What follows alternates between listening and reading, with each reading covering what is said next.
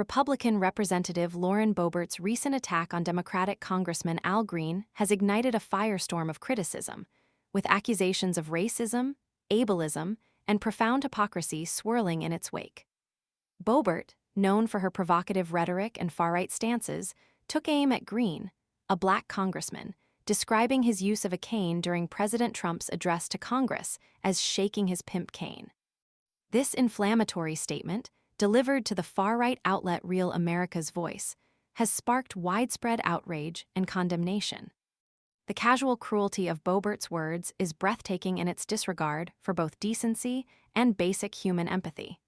Green's use of a cane is not a flamboyant display of power. It's a necessity, a tool that enables him to navigate daily life. To frame this assistive device as a symbol of pimping is not only deeply offensive, but also reveals a chilling disregard for individuals with disabilities. The statement is a blatant act of ableism, mocking and belittling someone based on their physical needs. The immediate response on social media and across the political spectrum underscores the pervasive sense of revulsion and disbelief at Boebert's callous remark. The Tennessee Holler's succinct condemnation, effortless racism, encapsulates the sentiment of many. A Blue Sky user poignantly points out the absurdity of Boebert's interpretation, stating, "It's not a pimp cane, it's a cane." Al Green is a politician who uses a tool to help him walk, just like many of his constituents who are dependent on Medicaid assistance. Lauren Boebert is being ableist with her statements. This observation highlights the insidious connection between Boebert's statement and the broader implications of her words within the context of healthcare access and political representation. The hypocrisy inherent in Boebert's attack is equally glaring.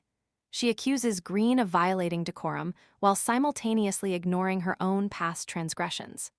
Boebert's own ejection from a Denver auditorium in 2023 for a series of disruptive behaviors including vaping, dancing, singing, and groping her date during a performance of Beetlejuice paints a stark contrast to her accusations against Green. Her attempt to excuse her actions, claiming a lapse of memory regarding the vaping incident, rings hollow and further underscores her blatant disregard for the very standards she seeks to impose on others. The stark contrast between her condemnation of Green and her own actions serves to amplify the accusations of hypocrisy, demonstrating a clear double standard in her application of decorum. Further compounding the controversy is the context of Green's ejection from the House chamber.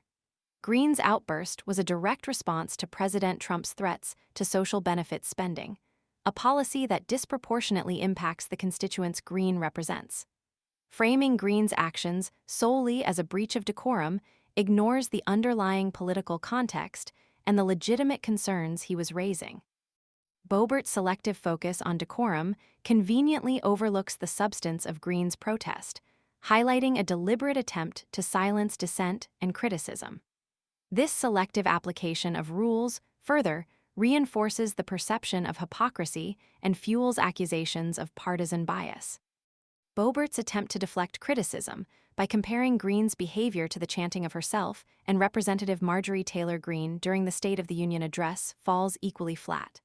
While their disruptive chanting, "Build the Wall," was undeniably a breach of decorum, it lacks the fundamental element of personal attack found in Boebert's description of Green's cane.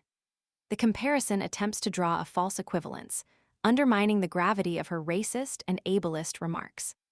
Furthermore, her account of the incident selectively omits the subsequent actions that led to a Democrat instructing her and Green to sit down. This selective recollection further undermines her credibility and strengthens the perception of disingenuousness.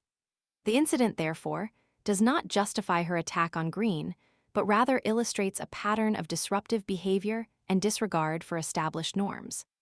In conclusion, Representative Boebert's attack on Congressman Green is not merely a political disagreement. It's a deeply offensive display of racism and ableism, cloaked in the guise of concern for decorum. The hypocrisy inherent in her accusations, coupled with her own history of disruptive behavior, renders her criticism utterly unconvincing. The widespread condemnation reflects a growing intolerance for such blatant displays of bigotry and hypocrisy in the political arena.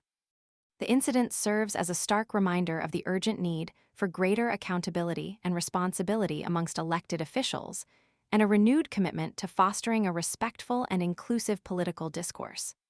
Boebert's actions have far-reaching implications, extending beyond the immediate political fallout to highlight deeper societal issues of racism, ableism, and the urgent need for responsible and empathetic leadership.